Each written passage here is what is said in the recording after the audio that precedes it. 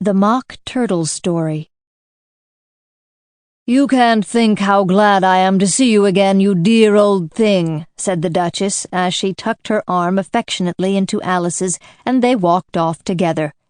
Alice was very glad to find her in such a pleasant temper, and thought to herself that perhaps it was only the pepper that had made her so savage when they met in the kitchen.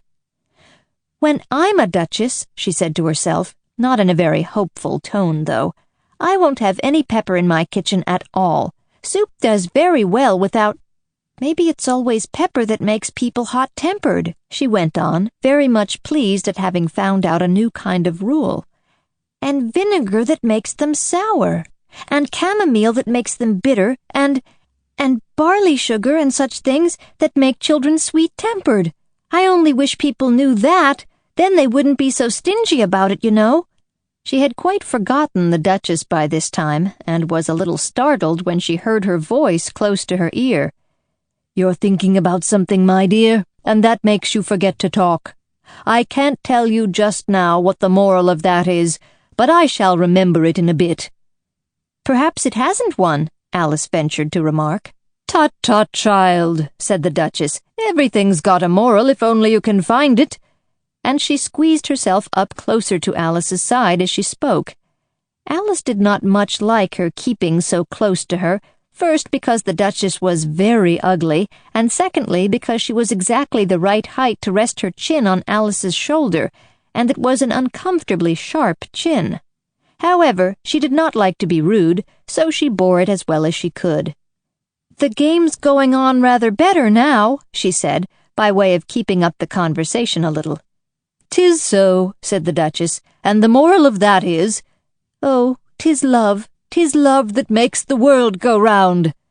"Somebody said," Alice whispered, "that it's done by everybody minding their own business."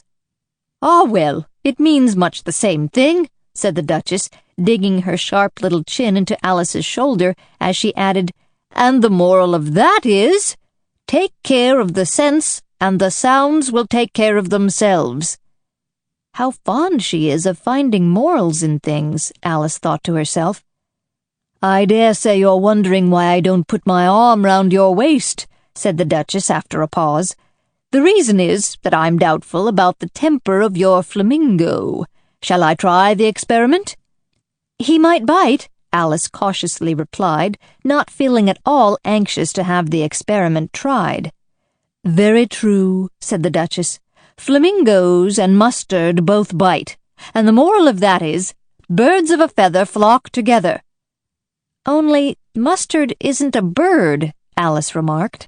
"Right as usual," said the Duchess. "What a clear way you have of putting things." "It's a mineral, I think," said Alice. "Of course it is," said the Duchess, who seemed ready to agree to everything that Alice said. "There's a large mustard mine near here, and the moral of that is, the more there is of mine, the less there is of yours." "Oh, I know," exclaimed Alice, who had not attended to this last remark. "It's a vegetable. It doesn't look like one, but it is." "I quite agree with you," said the Duchess, "and the moral of that is, be what you would seem to be, or if you'd like it put more simply, never imagine yourself not to be otherwise than what it might appear to others that what you were or might have been was not otherwise than what you had been would have appeared to them to be otherwise." "I think I should understand that better," Alice said very politely, "if I had written it down, but I can't quite follow it as you say it." "That's nothing to what I could say if I chose," the Duchess replied in a pleased tone. "Pray, don't trouble yourself to say it any longer than that," said Alice. "Oh, don't talk about trouble," said the Duchess. "I make you a present of everything I have said as yet." "A cheap sort of present," thought Alice. "I'm glad they don't give birthday presents like that," but she did not venture to say it out loud. "Thinking again?" the Duchess asked, with another dig of her sharp little chin. "I've a right to think," said Alice sharply, for she was beginning to feel a little worried. "Just about as much right," said the Duchess, "as pigs have to fly. And But here, to Alice's great surprise, the Duchess's voice died away, even in the middle of her favorite word, moral, and the arm that was linked into hers began to tremble. Alice looked up, and there stood the Queen in front of them, with her arms folded, frowning like a thunderstorm. "A fine day, Your Majesty," the Duchess began in a low, weak voice. "Now I give you fair warning," shouted the Queen, stamping on the ground as she spoke. "Either you or your head must be off, and that in about half no time. Take your choice." The Duchess took her choice and was gone in a moment. "Let's go on with the game," the Queen said to Alice, and Alice was too much frightened to say a word, but slowly followed her back to the croquet ground. The other guests had taken advantage of the Queen's absence, and were resting in the shade. However, the moment they saw her, they hurried back to the game, the Queen merely remarking that a moment's delay would cost them their lives. All the time they were playing, the Queen never left off quarreling with the other players and shouting, "Off with his head!" or "Off with her head!"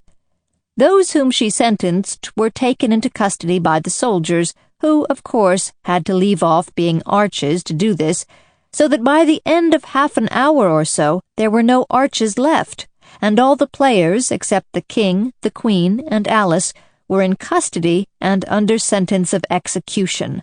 Then the Queen left off, quite out of breath, and said to Alice, "Have you seen the mock turtle yet?" "No," said Alice. "I don't even know what a mock turtle is." "It's the thing mock turtle soup is made from," said the Queen. "I never saw one or heard of one," said Alice. "Come on, then," said the Queen, "and he shall tell you his history." As they walked off together, Alice heard the King say in a low voice to the company generally, "You are all pardoned." "Come, that's a good thing," she said to herself, for she had felt quite unhappy at the number of executions the Queen had ordered.